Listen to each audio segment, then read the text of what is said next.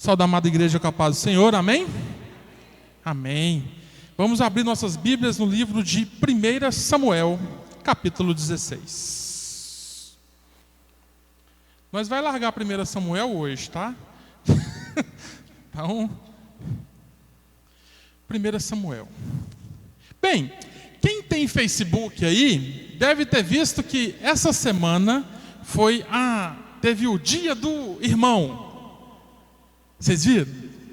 Celebraram o dia do irmão. Aí estava todo mundo tirando foto com seus irmãos. Todo mundo ali tirando foto com os irmãos, abraçando, dizendo eu amo muito todo. Gente, é tão bom a gente ver aquilo. Mas ninguém viu 3 adolescentes abraçando e falando assim, é bom demais estar com meus irmãos. A foto de 2 adolescentes que eu vi, tinha uma menina que amarrou o irmão dela na grade com fita tape e estava batendo nele com um cabo de vassoura. Feliz dia do irmão. 1 Samuel, capítulo 16. Preste bem atenção no negócio aqui. Samuel é enviado a Jessé. Bem, depois que Saul deu a bobeira lá de desobedecer da última vez, Deus falou para Samuel, vamos escolher outro rei, que esse aí perdeu, já era. E aí, Deus dá as instruções, novamente instruções claras para Samuel. Você vai fazer isso, e vai até a casa de Jessé. Então, Samuel foi até a casa de Jessé. Capítulo 16, versículo 6. Sucedeu que entrando eles... vamos começar um pouquinho para trás. Versículo 5. Respondeu ele: é de paz, vim sim sacrificar ao Senhor. Santificai-vos e vinde comigo ao sacrifício. Santificou ele a Jessé e os seus filhos e os convidou para o sacrifício. Sucedeu que entre eles e Bida, tá aqui.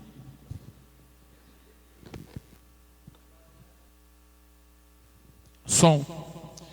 Sucedeu que, entrando eles, viu a Eliabe e disse consigo: certamente está perante o Senhor o seu ungido. Porém o Senhor disse a Samuel: não atentes para a sua aparência, nem para a sua altura, porque o rejeitei, porque o Senhor não vê como o homem. O homem vê o exterior, porém o Senhor o coração. Então chamou Jessé a Abinadab e o fez passar diante de Samuel, o qual disse: nem este escolheu o Senhor. Então Jessé fez passar a Samá, porém Samuel disse: tampouco esse escolheu o Senhor. E assim fez passar Jessé os seus 7 filhos diante de Samuel. Porém Samuel disse a Jessé: o Senhor não escolheu a estes. Perguntou Samuel a Jessé: acabaram-se teus filhos? Ele respondeu: ainda falta o mais moço, que está apacentando as ovelhas. Disse, pois, Samuel a Jessé: manda chamá-lo, pois nós não assentaremos à mesa sem que ele venha. Então mandou chamá-lo e fê-lo entrar. Era ele ruivo, de belos olhos e de boa aparência. Disse o Senhor: levanta-te e unge-o, pois este é ele. Tomou Samuel o chifre de azeite e ungiu no meio dos seus irmãos. Daquele dia em diante, o Espírito do Senhor se apossou de Davi, e então Samuel se levantou e foi para Ramá. Presta bem atenção. Samuel chegou na casa de Jessé, com Jessé, explicou a situação e fez-se a fila. O primeiro que entrou era Eliabe.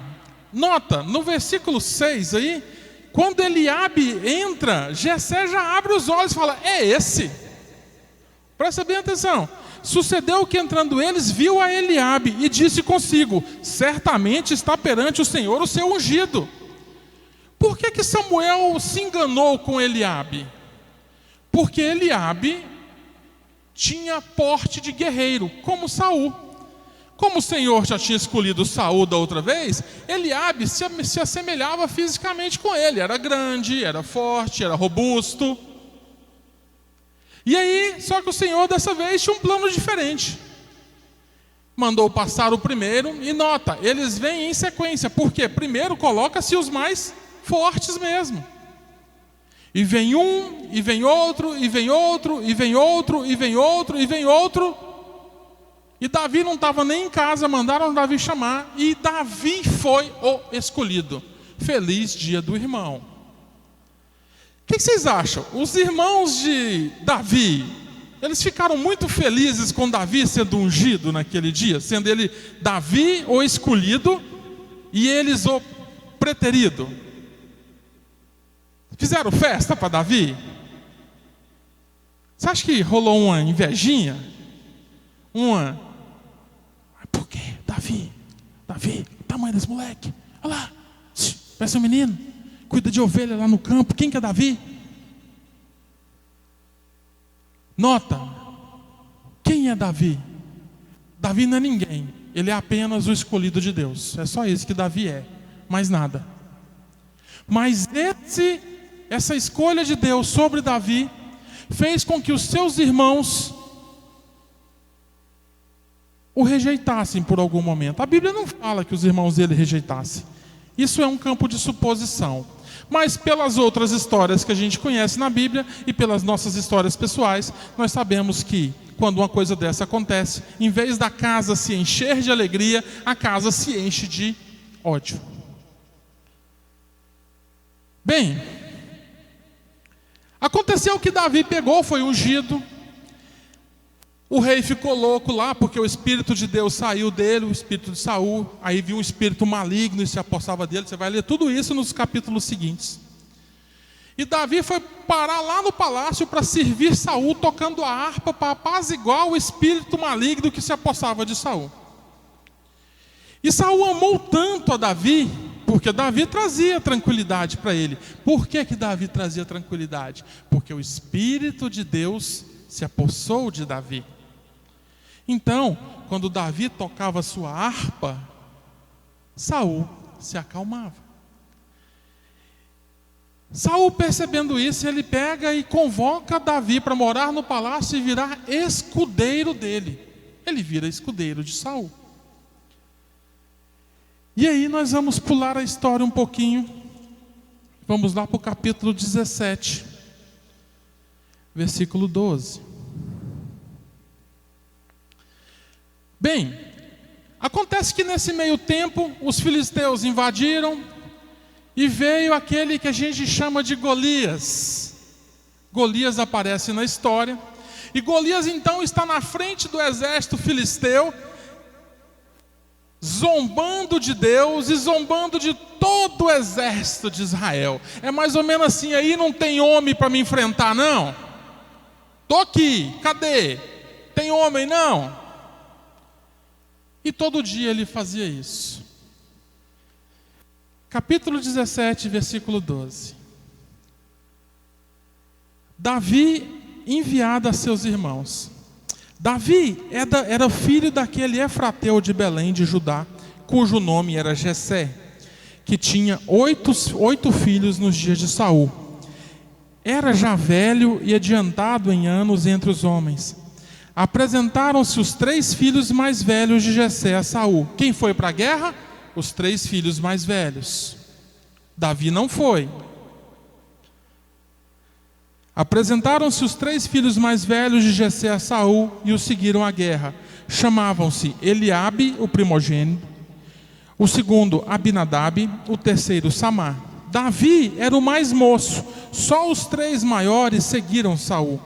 Davi, porém, ia a Saul e voltava para apacentar as ovelhas de seu pai em Belém. Chegava-se, pois, o filisteu pela manhã e à tarde e apresentou-se por 40 dias. Golias apresentou-se por 40 dias na frente do exército de Israel.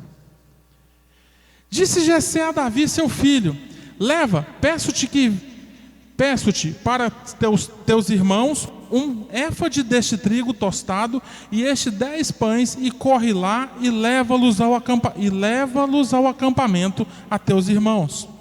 Porém, esses 10 que leva ao comandante de 1000 e visitarás os teus irmãos e vê se vão bem, e trarás uma prova de como pai. É assim, Jessé estava preocupado com seus 3 filhos que estavam lá na guerra. Ele não tinha notícias. Então o que ele fez? Ele preparou uma comida, ele preparou o mantimento para que Davi conseguisse chegar ao exército, e quando ele chegasse lá, ele subornasse um guarda para entrar para dentro do exército, para conseguir chegar aos seus irmãos. Subornar é uma palavra feia, né?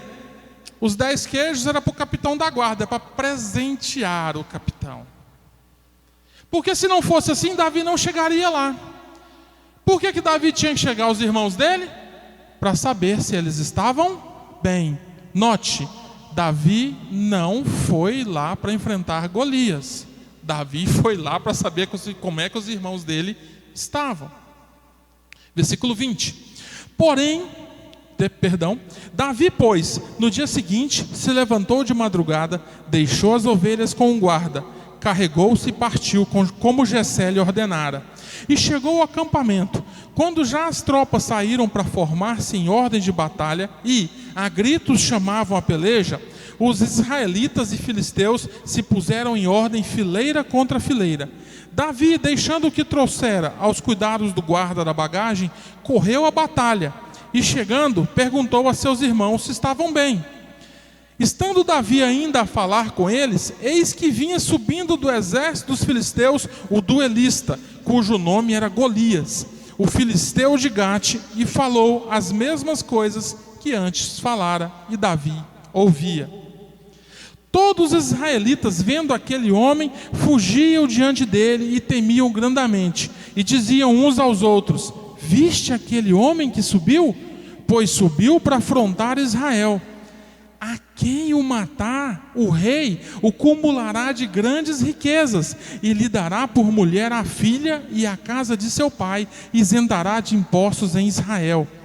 Essa é a recompensa que o rei Saul estava dando para aquele que tivesse a coragem de enfrentar Saul, enfrentar Golias e matar Golias. E Davi ouviu. Então falou Davi aos homens que estavam consigo, dizendo: que farão aquele homem que ferir esse filisteu e tirar a afronta de sobre Israel? Quem, pois, é esse incircunciso filisteu para afrontar os exércitos do Deus vivo? E o povo lhe repetiu as mesmas palavras, dizendo: assim farão ao homem que o ferir. E agora vem a parte interessante. Ouvindo Eliabe, seu irmão mais velho, falar aqueles homens, acendeu-lhe a ira contra Davi e disse: por que desceste aqui? E a quem deixaste aquelas poucas ovelhas no deserto? Bem conheço a tua presunção e a tua maldade. Desceste apenas para ver a peleja. Respondeu Davi: que fiz eu? Fiz somente uma pergunta. Desviou-se dele para o outro e falou a mesma coisa, e o povo lhe tornou a responder como antes. Presta bem atenção. Davi foi lá para ver como é que Eliabe estava. Eliabe e seus irmãos. Chegou lá, estava acontecendo o problema. Ele escutou aquelas pessoas falando a respeito do problema e se interessou pelo assunto. Quem não se interessaria? Afinal de contas, a recompensa é boa. Se fosse hoje, só para livrar você de imposto de renda, Bida, pensa. Livrar sua empresa de todos os impostos, seu sócio, seu maior sócio. E Davi se interessou pela história. Mas Davi só estava escutando a história, ele não fez nada. Mas Eliabe, quando viu Davi ali, já veio na cabeça: o que você está fazendo aqui? O que você veio fazer aqui? Aposto que você veio aqui porque eu conheço a sua raça. Você veio aqui só para ver a batalha. Você não veio fazer mais nada. Ele foi levar comida. Mas não, eu sou o irmão magoado porque você foi ungido e você não merece estar aqui porque eu sou grande, eu sou forte e eu sou o primogênito. Você é o mais novo, você não merece estar aqui. E a ira de Eliabe se acendeu contra Davi, porque Davi estava ali. E Davi só responde isso: o que eu fiz? Por que esse texto, irmãos? Porque parece que de repente o mimimi de Eliabe ficou maior do que Golias. De repente, Davi era muito mais importante para Eliabe do que vencer Golias. Tirar Davi dali, para ele, era um problema muito maior do que enfrentar o exército filisteu. Ele simplesmente olha para o outro lado e ele esquece que existe uma batalha aqui e fala: você. Feliz dia do irmão. O que eu quero dizer com vocês é que, se a gente for consultar, e eu comecei a olhar isso dentro da Bíblia, a respeito de irmãos, nós vamos ver que os irmãos, eles se tratam muito bem, desde o começo, desde o primeiro casal de irmão. Casal não, né? Primeiro par de irmão. Qual que é o primeiro par de irmão que a gente tem na Bíblia? Caim e Abel. Quem é que mata Abel?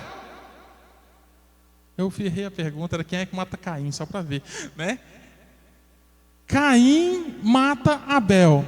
No livro de Gênesis, abre lá, no livro de Gênesis, capítulo 4, versículo 5.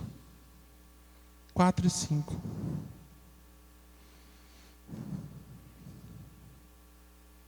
Olha como é que são as coisas. Abel, versículo 3: aconteceu que no fim de uns tempos trouxe Caim do fruto da terra uma oferta ao Senhor. Abel, por sua vez, trouxe das primícias do seu rebanho e da gordura deste. Agradou-se o Senhor de Abel e da sua oferta, ao passo que de Caim da sua oferta não se agradou. Irou-se, pois, sobremaneira Caim, e descaiu-lhe o semblante.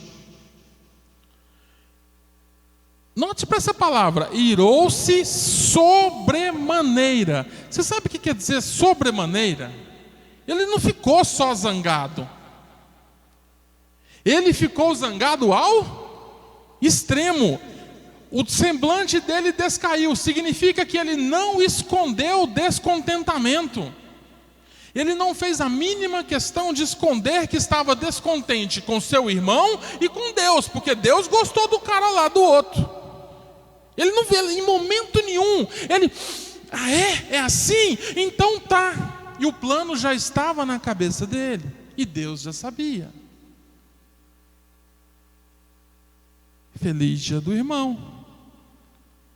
E aqui nós temos então o primeiro assassinato da Bíblia. Se a gente andar mais um pouquinho, no livro de Gênesis, capítulo 33, nós temos uma outra história sobre irmãos muito boa também.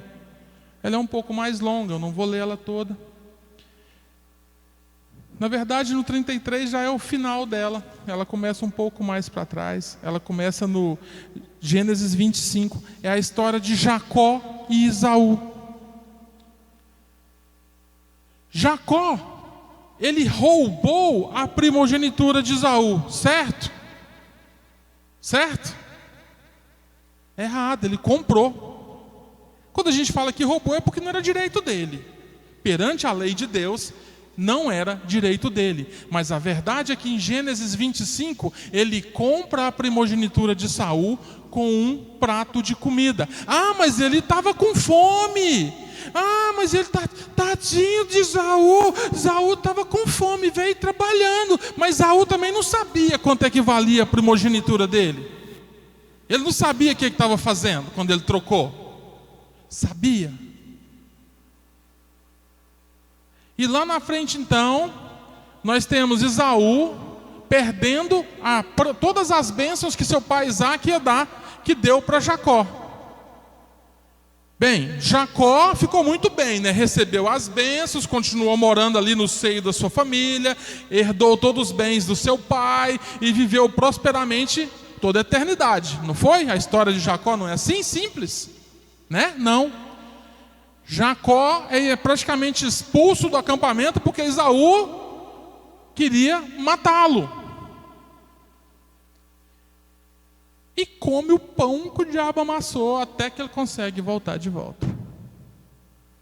Lá no livro de Gênesis, capítulo 33, versículo 4, o que acontece é a reconciliação.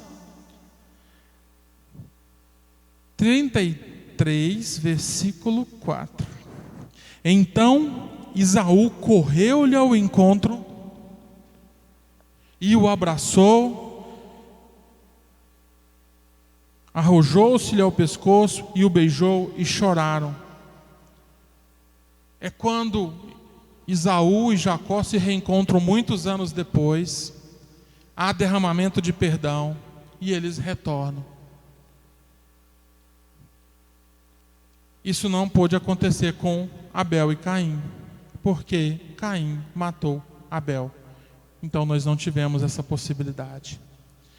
Mais uma história bonita de irmãos, está no livro de Gênesis, começa no capítulo 37 e vai até o 44, que é a história de José e seus irmãos. Se davam super bem, não é? José e os manos. Começar de ganhar uma roupa colorida que ninguém tinha. Todo mundo trabalhava e ele tinha que estudar. Oh, que chato. Aí ele resolve sonhar e contar o sonho dele para todo mundo, que os irmãos tudo iam ajoelhar na frente dele. Gente, eu não estou falando que ele é culpado do problema dele não, mas que ele deu uma boa ajuda, ele deu. E José então ele acaba sendo vendido como escravo. Gênesis capítulo 37, versículo 44, nós temos um momento em que os irmãos dele resolvem dar cabo dele e para não matar, fala, vamos vender de escravo e se vira para lá. E nós nunca mais vamos ver. A história vai andando.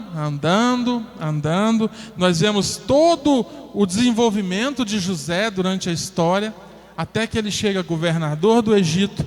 Os irmãos dele vão lá no Egito para poder comprar comida. Eu não vou ler todos esses versículos, senão nós vamos ficar aqui há 5 anos só para ler a história de José. Quando os irmãos de José chegam no Egito, José abre os braços. Ah, meus irmãos, olha lá os irmãos, oh, aleluia. Foi isso, não foi? Foi. Olha lá, meus irmãos. Ai, delícia. Escorria veneno pelo beiço. Quando ele viu os irmãos dele, a primeira coisa que ele quis fazer foi se vingar. E ele os prendeu, ele os maltratou, e ele fez muita coisa. Até que ele se arrependeu também, e ele foi tocado. E aí nós temos, no livro de Gênesis, capítulo 45, do versículo 4 ao 9, abre lá com Gênesis, do versículo 45, capítulo 45.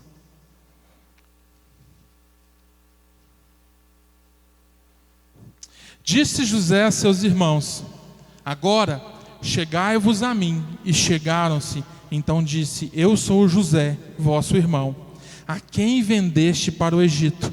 Agora, pois, não vos entristeçais, nem vos irriteis contra vós mesmos por haver-me vendido para aqui. Porque para a conservação da vida, Deus me enviou adiante de vós. Porque já houve 2 anos de fome na terra, e ainda restam 5 anos em que não haverá lavoura nem colheita. Deus me enviou adiante de vós para conservar vossa sucessão na terra e para vos prosperar a vida para um grande livramento. Então, José, ele entende o plano de Deus na vida dele. Ele entende por que tudo aquilo aconteceu na vida dele. Do dia que ele nasceu, até a maneira como ele foi educado, até quando ele foi jogado na cisterna, até quando ele foi vendido como escravo, até quando ele chegou na casa de Potifar, até quando ele foi acusado de ter estuprado aquela mulher, até quando foi jogado na cadeia e ficou na cadeia há muito tempo, até quando foi retirado da cadeia e virou governador. Ele entende que existe um projeto de Deus muito grande na vida dele, e por conta desse projeto de Deus, ou seja, ele enxerga Deus maior do que o problema, e ele perdoa os seus irmãos. E nós temos uma casa reunida novamente, e aqui nós temos as 12 tribos de Israel nascendo. Para não falar que eu falei só dos caras, eu vou falar das minas também. Livro de Lucas, capítulo 10, versículos 38 até o versículo 41.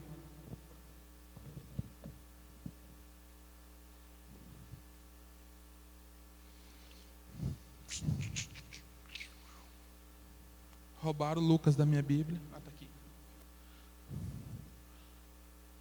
Lucas 10, versículo 38 até o 41. Indo eles de caminho, entrou Jesus num povoado, e certa mulher chamada Marta hospedou-o na sua casa. Tinha ela uma irmã chamada Maria, e esta quedava-se e assentava aos pés do Senhor, a ouvir-lhe os ensinamentos. Marta agitava-se de um lado para outro, ocupada em muitos serviços. Então se aproximou de Jesus e disse: Senhor, não te importas que minha irmã tenha deixado que eu fique servir sozinha? Ordena-lhe, pois, que venha ajudar-me. Respondeu-lhe o Senhor: Marta, Marta, andas inquietas e te preocupas com muitas coisas, entretanto pouco é necessário, ou mesmo uma só coisa. Maria, pois, escolheu a boa parte, e esta não lhe será tirada. Nós vemos aqui uma mulher que se chama Marta, irada com a sua irmã, porque enquanto ela arruma a casa, faz comida, leva água, traz água, leva comida, traz comida, leva roupa, traz roupa, a outra está lá: ai, Senhor, como é belo, maravilhoso. E ela passa para lá e passa para cá, e a outra está lá, deitada no pé, e ela passa para lá e ela passa para cá, e ela se incomoda, porque aquela está nos pés do Senhor e não está no rala com ela. Ela se incomoda tanto que ela vai se queixar com o próprio Jesus Cristo. Vocês têm ideia disso? Você se incomodar tanto com seu irmão que você faz uma oração para Jesus, falando assim: Senhor, é impossível conviver com fulano, ele está demais aos seus pés e eu só estou trabalhando, põe ele para trabalhar também. O que essas histórias trazem para nós dentro da igreja agora? Essas histórias são contextuais, queridos. A gente está lendo histórias de milhares e milhares de anos aqui na palavra, mas que estão dentro da nossa igreja, dentro da igreja dos nossos vizinhos, dentro de qualquer igreja que você for. Está dentro da sua casa, está dentro da sua empresa, está no seu convívio na rua, está para todo lado. Sabe o que essas histórias nos trazem? Que muitos de nós, não todos nós, a gente não vai generalizar, mas muitos de nós não conseguem lidar com o sucesso do outro. Se o outro ganha um cargo na igreja, a primeira coisa que acontece não é: nossa, parabéns, Bida, parabéns pelo... Por que o Bida? Por que não foi eu? Não queira você ser consagrado de obreiro para pastor. Viu? Por que fulano foi consagrado? Por que não eu? Ai, dá mais dízimo que eu? Fala melhor do que eu? Eu estou mais tempo na igreja? Ah, eu limpo a igreja e fulano é que recebe o crédito. Ah, que no culto das mulheres é um rala danado aqui, mas é só a Edna que aparece. Todo mundo diz que a Edna que é isso, que é aquilo, mas na verdade a Edna não faz nada. Quem faz aqui é todo mundo, menos ela. Culto dos jovens, que o culto Jacinto só cede a casa. As pessoas têm necessidade de enxergar o ruim nos outros e aumentar o que é ruim e esquecer tudo de bom que aquelas pessoas fazem. Quando Caim mata Abel, ele não percebe que Abel fez uma coisa extremamente agradável a Deus, e o que ele poderia ter feito? Cara, o que você fez? Aí eu fiz isso, bicho, me arruma um cordeiro. Não, Deus vai ter que comer cenoura. Quero ver, eu te mato, quero ver se ele não vai comer cenoura. Sabe? Ser radical.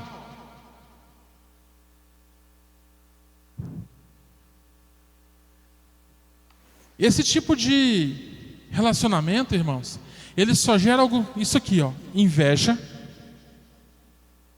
intolerância, acusações e divisões.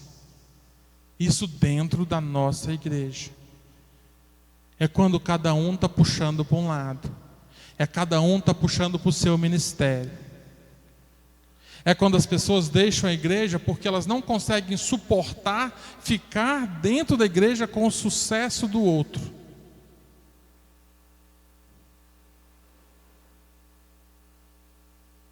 Vocês estão entendendo isso? Mas isso não poderia acontecer dentro das igrejas. Porque o que nós pregamos aqui é o quê? Amarás ao teu Deus sobre todas as coisas, e amarás o teu próximo como eu vos amei. O que nós pregamos dentro da igreja é amor. Mas em alguns momentos o que nós passamos é ódio e intolerância.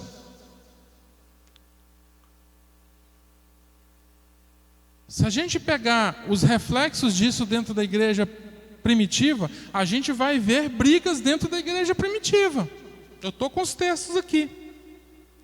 A grande questão é a maneira como eles lidavam com isso. Quer ver? Abra no livro de Atos, capítulo 15, versículo 36. No livro de Atos, capítulo 15, um pouquinho antes, no capítulo 13, mas pode abrir lá no capítulo 15. Aconteceu uma situação muito interessante com Paulo, Barnabé e João Marcos. João Marcos é sobrinho de Barnabé. Chegou no momento lá, João Marcos ficou com medo da situação, ficou com medo de ser morto, ele era muito jovem, e ele abandonou Paulo e abandonou Barnabé naquela viagem e voltou para a segurança do seu lar. Paulo e Barnabé seguiram a sua viagem, beleza, voltaram. E quando foram fazer uma nova viagem, Barnabé prontamente foi lá para chamar João Marcos e falou: Paulo, ó, João Marcos não vai comigo não. Ah, mas não vai por quê? Porque ele já me abandonou, já nos abandonou e ele vai nos abandonar de novo. Quero esse tipo de gente comigo não. Paulo e Barnabé, eles se desentendem por conta de João Marcos. E cada um parte para um lado. Paulo vai com Timóteo para um lado, Barnabé com João Marcos para outro. Achou aí, Vegna? Lê para mim. Atos capítulo 15, do versículo 36 ao 41.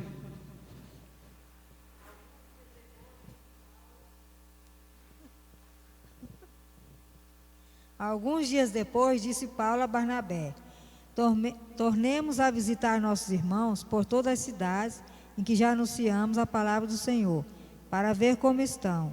E Barnabé aconselhava que tornassem consigo a João, chamado Marcos. Mas a Paulo parecia razoável que não tornasse consigo aquele que desde a Panfilha se tinha apartado deles, e não os acompanhou naquela obra. E tal contenda houve entre eles, que se apartaram um do outro. Barnabé, levando consigo a Marcos, navegou para Chipre. A pergunta que eu quero fazer para vocês é bem simples. Paulo e Barnabé se desentenderam por conta de João Marcos. Um pegou para um lado, o outro pegou descendo para o outro. O ministério de Paulo acabou? O ministério de Barnabé acabou? O ministério de João Marcos acabou? O ministério de Timóteo acabou? O que aconteceu com a igreja? Cresceu. O que eu quero dizer para vocês é que ter opinião diferente dentro da igreja é normal. É normal o Bida gostar de um tipo de música e eu gostar de outro. É normal. O que não é normal é porque ele gosta de uma música e eu gosto de outro, eu ficar sabotando ele e ele ficar me sabotando. Isso não é normal, porque aí ele não cresce e eu também não.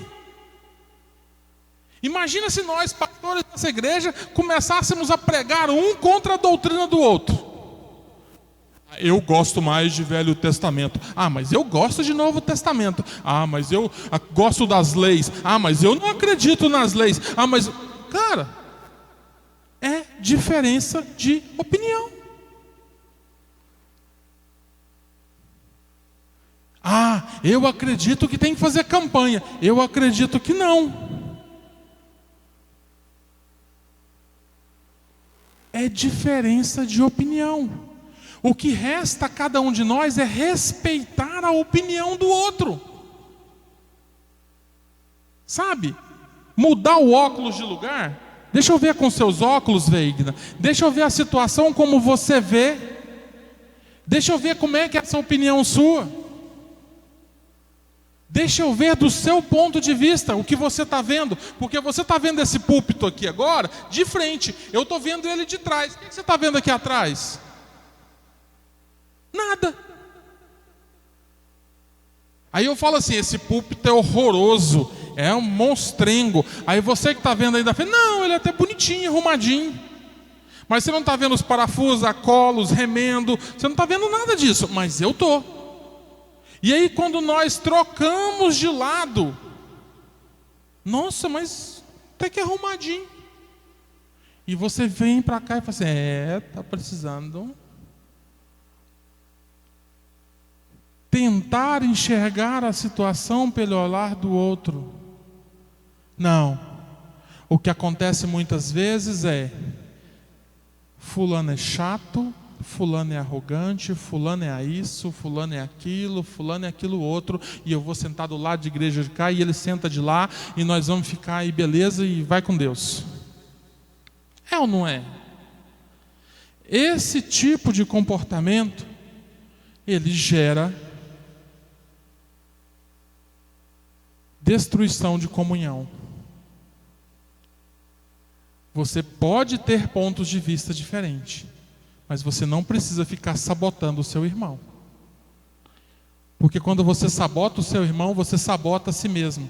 Isso é mais ou menos igual a ferroada da abelha. Sabe a ferroada da abelha?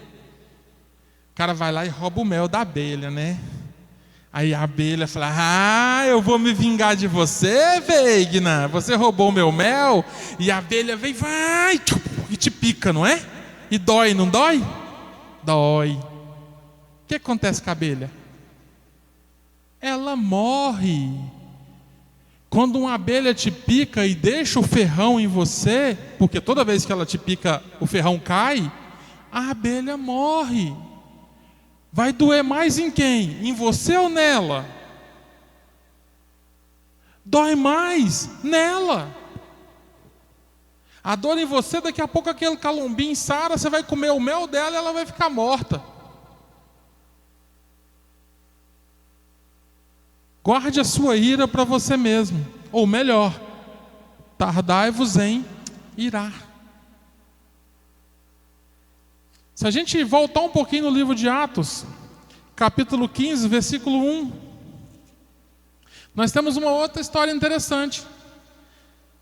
Paulo, assim que ele foi achado pelo Senhor e foi convertido, ele começa a pregar para quem? Para os gentios, para os incircuncisos. Os apóstolos não pregavam para gentios, eles não pregavam para incircuncisos. Mas Paulo foi pregar para essas pessoas. E aí nós temos um problema, versículo 1.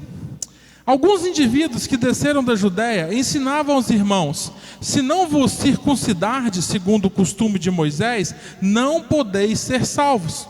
Tendo havido da parte de Paulo e Barnabé contenda e não pequena discussão com eles, resolveram que esses dois e alguns outros deles subissem a Jerusalém aos apóstolos e presbíteros com respeito a essa questão. Lá vemos Paulo e Barnabé, todo mundo falando: ó, sem circunciso, vai queimar no fogo do inferno. E chega Paulo e Barnabé e fala: opa, para, não é assim não.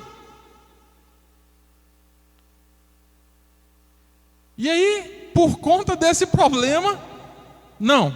Então Paulo e Barnabé, vocês vão lá, conversa com os manda-chuva lá em cima e resolve essa questão para nós, que a gente não dá conta de resolver isso dessa maneira. E aí então Paulo e Barnabé, eles vão até o concílio. E aí, lá no livro de Atos, capítulo 15 ainda, um pouquinho mais para frente, versículo 6. E aí nós começamos então toda a discussão a respeito da circuncisão. E aí vai do 6 até o 29. E aí Paulo vai explicar, Barnabé vai explicar e tal. E depois que escutam, aí Tiago pega e fala assim. Versículo 12. E toda a multidão silenciou, passando a ouvir Barnabé e a Paulo, que contavam quantos sinais e prodígios Deus fizera por meio deles entre os gentios. Depois que eles terminaram, falou Tiago, dizendo: irmãos, atentai nas minhas palavras. Expôs Simão como Deus primeiramente visitou os gentios, a fim de constituir dentre eles um povo para seu nome. Conferem com isto as palavras dos profetas, como está escrito: cumpridas essas coisas, voltarei e reedificarei o tabernáculo caído de Davi, e levantando de suas ruínas, restaurá-lo-ei, para que os demais homens busquem ao Senhor, e também todos os gentios sobre os quais têm sido invocados do meu nome, diz o Senhor, que faz essas coisas conhecidas deste século. Pelo que julgo eu, não devemos perturbar aquele dentre os gentios que se converterem a Deus, mas escrever-lhes para que abstenham das contaminações dos ídolos, bem como das relações sexuais ilícitas. O que Tiago está falando? Falou, não, para, eles têm razão. Mas aí, se a gente vai continuar lendo aqui, mas vamos fazer o seguinte: eles gostam de fazer esse trabalho, continua fazendo o seu trabalho. Vocês não gostam? Vai aqui, ó, continua com os judeus. Mas a gente não pode parar, porque é preciso evangelizar judeus e gentios. Vocês estão entendendo isso? E muitas vezes acontece dentro da igreja que tem um trabalho para cá, tem um trabalho para lá. Ah, mas meu trabalho é mais importante que o trabalho de fulano. Quer ver? Deixa acontecer de marcar 2 cultos à noite no mesmo dia, no sábado à noite, para você ver.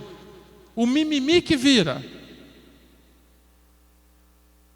Ah, mas está boicotando. A primeira coisa que vem na cabeça da pessoa é: não é porque nós somos desorganizados e não temos calendário. Não é por isso. É porque está me perseguindo. Marcou porque foi de propósito. É de propósito. Todo mundo sabe que é no último mês, no último sábado. Todo mundo sabe que é no último sábado. Ah, mas não, vai lá e marca no último sábado. E a hora? Na mesma hora do meu culto. Não sei o que, mimimi. E aí vira uma metralhadora de mimimi. Eu não consigo olhar pelo olho do outro. Eu não consigo nunca ver inocência no outro. Não, é sempre acusação. É sempre acusação.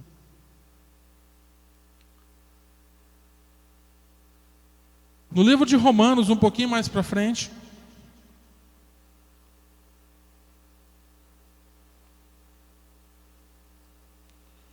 capítulo 14. Eu estou encerrando já.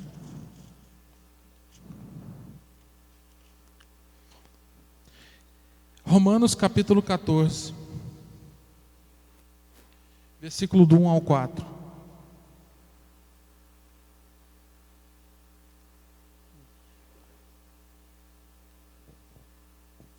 Romanos 14, do 1 ao 4. Acolhei ao que é débil na fé, não porém para discutir opiniões.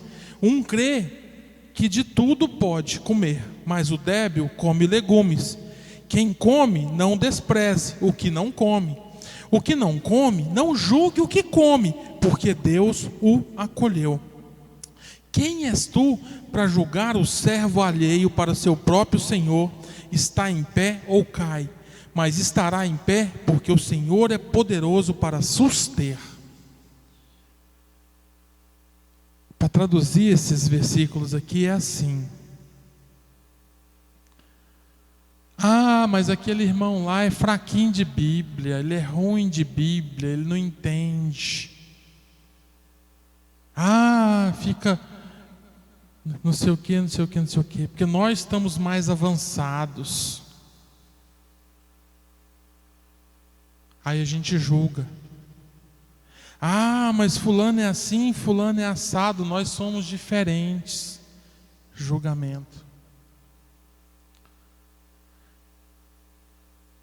Irmãos, não julgar. Não julgar. Mais um pouquinho aí no versículo 13. Não nos julguemos mais uns aos outros, pelo contrário, tomai o propósito de não pôr tropeço ou escândalo ao vosso irmão. Olha que poderoso que é esse versículo.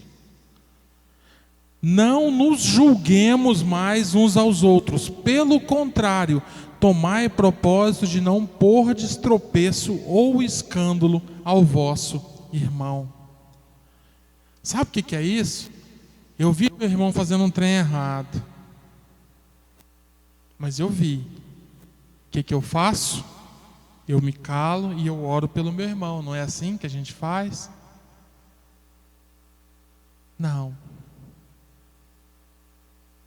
Você viu fulano? Caiu. Aonde? Tomando cerveja. Mesmo? É. Skol ainda. Do capeta. Mas não conta para ninguém.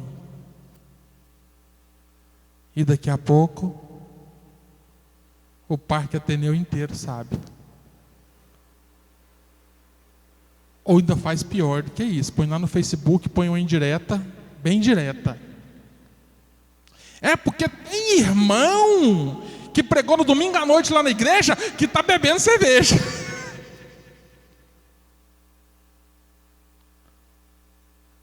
Irmãos, não julgueis. Você viu caindo, você viu no erro, bem, a primeira coisa é aquele negócio que Jesus fala lá, né? Que o povo meio que esquece, mas é assim: primeiro, aquele que não tem pecado que atire a primeira pedra, mas ninguém lembra disso. Eu só vejo o pecado do outro, meu pecado eu não vejo. Língua grande é pecado, fofoca é pecado, falar do outro é pecado. Vigiai e orai, é isso que a Bíblia diz. E não pôr tropeço e nem criar escândalo. Porque quando eu falo que eu vi fulano de tal fazendo isso, isso e isso, eu estou gerando um escândalo. Quer tratar isso de uma forma interessante? Procure o pastor da sua igreja. Converse com ele. Mas você não vai para fofocar. Aí você vai porque você está preocupado e você está falando com a pessoa que talvez possa ajudar. Agora, quando eu chego aqui, eu não estou querendo ajudar ninguém. Eu só estou querendo espalhar notícia. Eu só estou querendo espalhar notícia. Por que ele estava bebendo? Alguém foi lá perguntar? Não. Ninguém sabe como é que o irmão está. Ninguém sabe o que ele está passando. Ninguém sabe o que ele levou ele a tomar essa situação. Mas a primeira coisa que fazemos é vagabundo, é safado, é mentiroso.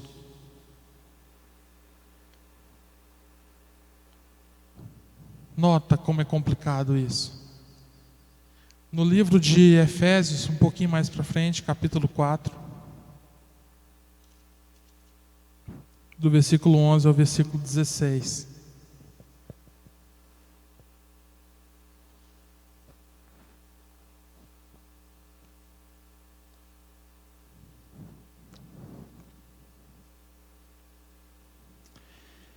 E Ele mesmo, Jesus Cristo, e Ele mesmo concedeu uns para apóstolos, outros para profetas, outros para evangelistas, outros para pastores e mestres, com vistas ao aperfeiçoamento dos santos que somos nós, para o desempenho do seu serviço, para a edificação do corpo de Cristo, até que todos cheguemos à unidade de fé e do pleno conhecimento do Filho de Deus. A perfeita varonilidade à medida da estatura, da plenitude de Cristo, para que não mais sejamos como meninos agitados de um lado para o outro e levados ao redor por todo o vento de doutrina, pela artimanha dos homens, pela astúcia com que induzem ao erro, mas, seguindo a verdade em amor, cresçamos em tudo naquele que é cabeça, Cristo, de quem todo o corpo, bem ajustado e consolidado pelo auxílio de toda junta, segundo a justa cooperação de cada parte, efetua seu próprio aumento para a edificação de si mesmo em amor. Nós todos somos um corpo. Todos nós somos um corpo. O pastor Gilmar, ele prega tanto sobre isso aqui na igreja. E ele fala assim, ele começa essa pregação, ele sempre começa ela assim: pode um corpo andar sem cabeça, Bida? É toda vez assim. Pode um corpo andar sem as pernas? Pode um corpo pegar sem as mãos? Cada um de nós é parte desse corpo, desse magnífico e gigantesco corpo de Cristo. Imagine se as suas mãos começassem a brigar umas com as outras, Maria Dilma, na hora da comida. Pensa bem na hora da comida. Você está com um prato de comida na mão. Um está com o prato, o outro está com o garfo. Não, nem pensar. Não vou. Você vai conseguir comer? Não vai. Aí a boca pega e entra no meio. Pode parar vocês dois, pode parar. Eu quero comer, eu estou com fome. Vamos. Aí vira uma briga. E logo o nariz está se irritando, a mão começa a irritar porque está esquentando, a outra não quer acelerar o garfo e ninguém quer dar para a boca comer. E muitas vezes na igreja nós estamos dessa maneira. É cada parte do corpo conflitando uma com as outras. É uma boca que precisa da mão para poder pegar a comida para levar na boca. Mas a mão está de birrinha, está de mimimi, porque eu não gosto dessa mão. Essa mão, se fosse outra mão eu ia, mas essa eu não vou. Não gosto dessa. Suporto.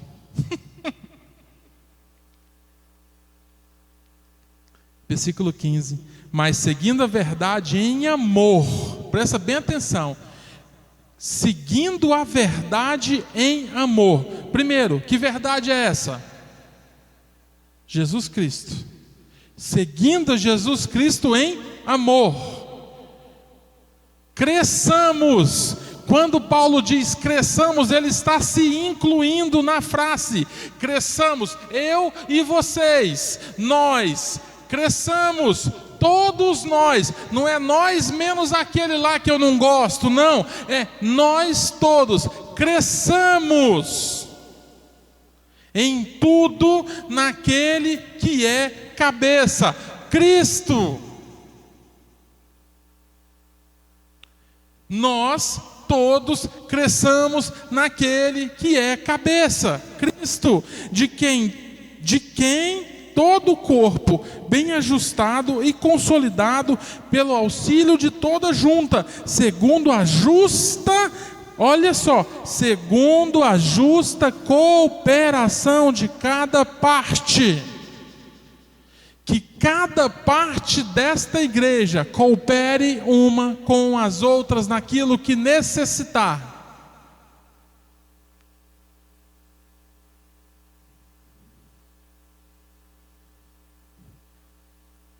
Para ajudar é difícil, mas para julgar nós achamos um monte. Sabe? A gente precisa começar a rever essas coisas. Quando eu trouxe esse texto para vocês do Feliz Dia dos Irmãos, é porque nós que estamos aqui nada mais somos do que irmãos. Todos nós. Somos todos irmãos em Jesus Cristo, nosso Salvador.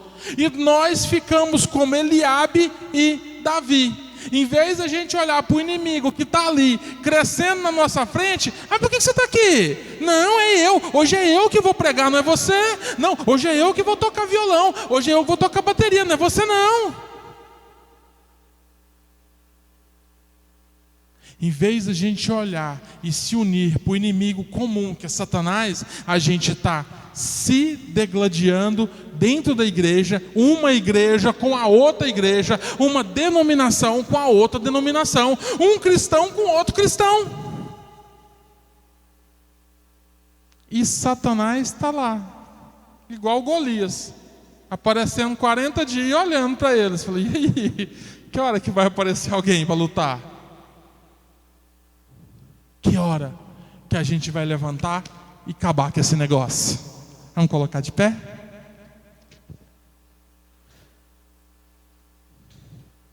Que dia! A proposta que eu faço para vocês hoje é: vamos enterrar bem fundo toda a discórdia, toda a raiva, toda a distensão, toda a inveja. Mas tem gente que tinha que estar aqui para ouvir essa palavra. Quem precisava ouvir, veio. É sempre assim. Amém?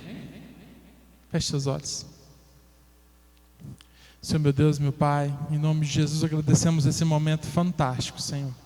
Agradecemos a sua palavra que é viva e é eficaz. Agradecemos, Senhor amado, porque nós sabemos que o Senhor é perfeito e tudo que o Senhor faz é perfeição.